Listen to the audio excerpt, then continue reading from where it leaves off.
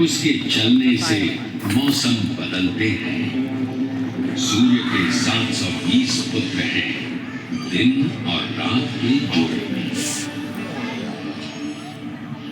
सूर्य प्रतीक है गति का, जीवन का, इसलिए वो आराध्य है। आदिम सभ्यता स्वयं को उसी का अंश मानती आई है। ईसा की 9वीं सदी में केसरी रियासत के महाराजा पुरंदर केसरी सूर्य के परम उपासक थे। उन्होंने कोणार्क जनपद में पहला सूर्य मंदिर बनवाया।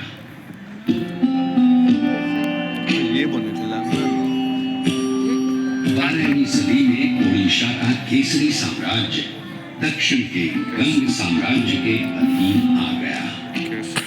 इसी साम्राज्य के महाराजा अनंग भीम तृतीय ने जगन्नाथ मंदिर का निर्माण पूरा कराया, जिसकी शुरुआत अनंत वर्मन चोड़गंग देव ने की थी। कहते हैं अनंग भीम तृतीय में संतान थे। पुत्र प्राप्ति के लिए उन्होंने उसी मंदिर में सूर्य की उपासना की, जिसका निर्माण केसरी साम्राज्य के महाराज पुरंदर केसरी ने कराया था। उपासना सफल हुई और नरसिंह देव प्रथम का जन्म हुआ।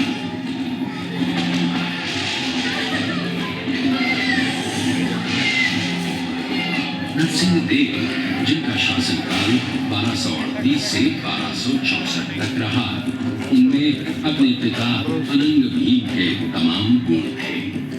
नरसिंह देव के पिता अनंग भीम ने 1211 से 1238 तक उड़ीसा पर राज किया। ये काल उड़ीसा की गौरव गाथा का काल था, स्वर्ण युग था। ये वही काल था जब मुस्लिम शासक तेजी से अपने साम्राज्य का विस्तार कर रहे थे। कश्मीर और उड़ीसा को छोड़कर देश का अधिकांश भाग मुस्लिम शासकों के अधीन हो गया था। मुसलमानों की बढ़ती ताकत और साम्राज्य विस्तार नरसिंह देव के लिए चुनौती का समय था। उड़ीसा की संप्रभुता और स्वाधीनता सामने खड़ी थी। प्रजा की शंकित निगाहें नरसिंह देव को देख रही थी। नरसिंह देव ने उड़ीसा की एकता और अखंडता की ध्वजा अपने हाथों में थाम ली और जुट गए उड़ीसा की रक्षा में। विंध्य देश, राजकुमारी थी सीता देवी, सुंदर, सुशील, सर्वगुण संपन्न। मालव देश मुसलमानों के अधीन हो चुका था। उसी प्रदेश की राजकुमारी सीता देवी के साथ नरसिंह देव का विवाह संपन्न हुआ। सीता देवी राजरानी बन गई। महारानी, हमें शीघ्र ही युद्ध के लिए प्रस्थान करना पड़ेगा। राज्य की सीमा पर यवनों ने पुनः डेरा जमा लिया है।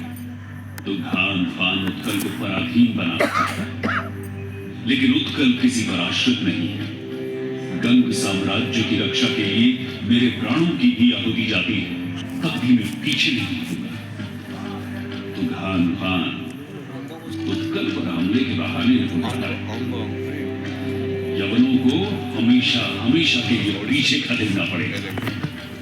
इस बार उत्कल के वीर आत्मरक्षा के लिए युद्ध नहीं लड़ेंगे। इस बार हम आक्रमण करेंगे। उत्कल के विजय की प्रार्थना कीजिए रानी, उत्कल के विजय की प्रार्थना। जिसका नाम नरसिंह देव है और जो सेवक है जगन्नाथ के, उसकी कभी पराजय नहीं हो सकती। जाइए महाराज, विजय पथ आपकी राह देख रहा है। भयंकर युद्ध हुआ, मार काट मची, खून बहा।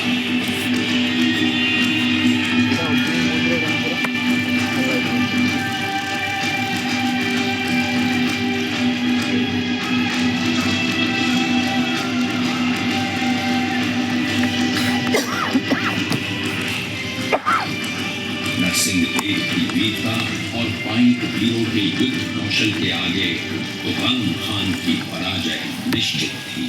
तुगान खान का सेनापति करीमुद्दीन लागरी मारा गया। ओडिशा अगले 300 से भी अधिक वर्षों के लिए स्वतंत्र हो गया था। सन 1568 में अकबर के काल से पहले तक उसे पूरी तरह कभी पराधीन नहीं बनाया जा सका। लखनऊ की विजय उत्सव और उल्लास लेकर आई, लेकिन नरसिंह देव का मन विचलित था। अशांत नरसिंह देव की बेचैनी उनकी पत्नी सीता देवी को चिंतित कर रही थी। विजय की माला गले में धारण करने वाले महाराज अब तो प्रदेश पहले की अपेक्षा अधिक शांत है। आपका यश आपके आगे चलता है, फिर भी आप चिंतित हैं। सूर्यमुख कलंक क्यों है महाराज? देवी, मैं युद्ध लड़ रहा हूं मातृभूमि की रक्षा के लिए, उसकी स्वाधीनता को बनाए रखने के लिए। लेकिन मन अशांत है। युद्ध लड़ना और राष्ट्र को संरक्षित रखना मात्र यही राजधर्म।